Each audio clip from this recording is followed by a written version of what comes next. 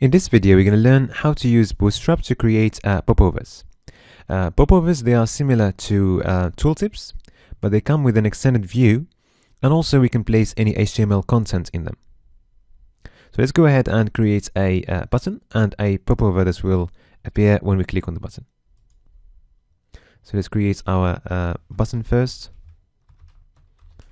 Place some text in it.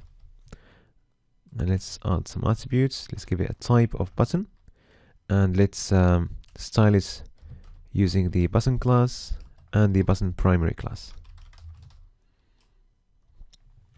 Okay. Now to use the popover plugin, we'll need to use the data attributes. So we're going to use a data toggle that we'll set to popover. Okay, and also we'll need data content.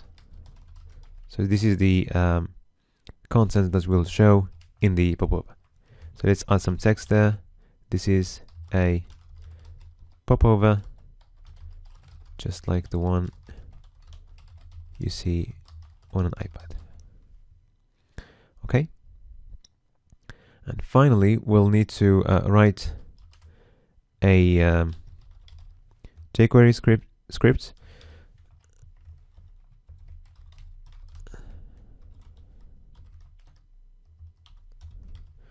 So we'll use the popover method, but first let's access our button.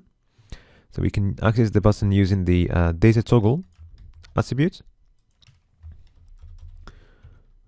So we're going to be accessing all the HTML elements which have got a data toggle set to popover, and then we'll use the method popover. So now let's refresh the page. If you hover on if we click on the button, we can see the popover appearing. We can change the trigger event. So rather than clicking, we can change that to hover, and that's by using the data trigger attribute, and we can set that to hover, for example. And now we will see that when we hover on the button, the popover shows. If you leave it, it disappears. Okay. All right. Now let's use a few options with the popover method. So, before we do that, let's change the content of the popover. So rather than having simple text, we can have some HTML content in the popover. So for example, we can place a header. Okay. Popover, a paragraph. Put some text there. Okay, but now we'll need to use an option with the popover method so that it works. It's going to be HTML, and we need to set that to true. So now if we refresh the page and we hover on the button, we'll see our popover. So we can see the header, and we can see the paragraph. All right. There are other options we can use. We can add a delay for the popover showing up, and also a delay for the popover disappearing. The option we'll need to use for that is going to be delay, and we'll need to use curly brackets. So we can set that for both the popover showing up using the show option. We can set to a duration of milliseconds, a duration in milliseconds, and also we can add another one, hide, that we can set also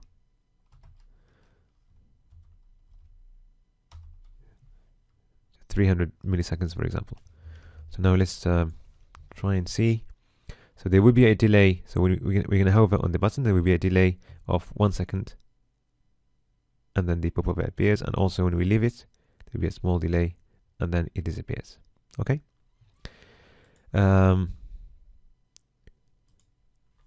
Let's have a look at some of the events linked to popovers. So let's have a look at one example.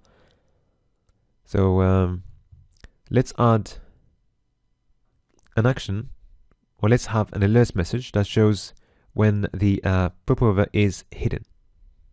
Okay. So first we're going to be accessing the popover, and then we'll use the on method. So we're going to need the event followed by the function to execute. So the event for this is going to be hidden.ps.popover. Okay. And the function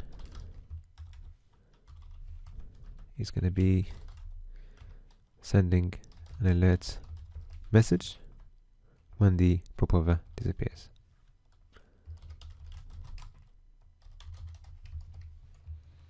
Let's try that. It appears, disappears, and then we've got the alert message.